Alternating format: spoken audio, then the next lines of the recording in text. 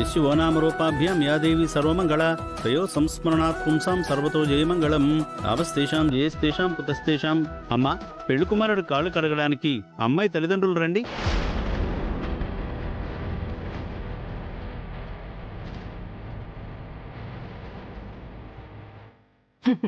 అయ్యో, కన్యాదానం చేసేదానికి దాని అమ్ముండాది కాని దాని నాయన అందుబాటులో లేడు పంతులు గారు.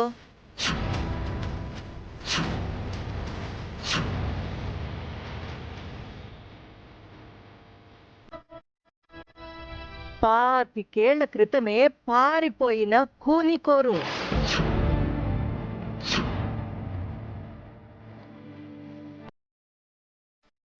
అఖిల, ఇప్పుడు ఆ విషయాలు ఎందుకో? అయ్యయ్యో, పంతులు గారికి తెలియాలి కదా. దాని నాయన లేడు అంటే పొయ్యాడేమో అని అనుకోవచ్చు కదా. అందుకే వివరంగా చెప్తా ఉండా.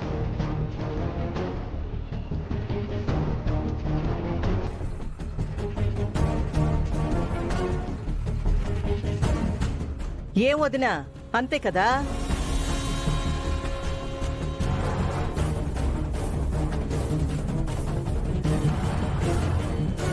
ఏం కృష్ణవేణి, అంతే కదా.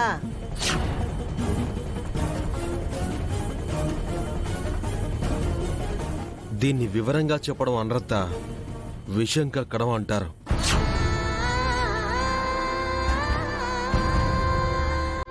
అమ్మాయి తండ్రి లేకపోతే పిన్ని బాబాయ్ కానీ పెద్దమ్మ పెదనాన్న కానీ రావాలమ్మా.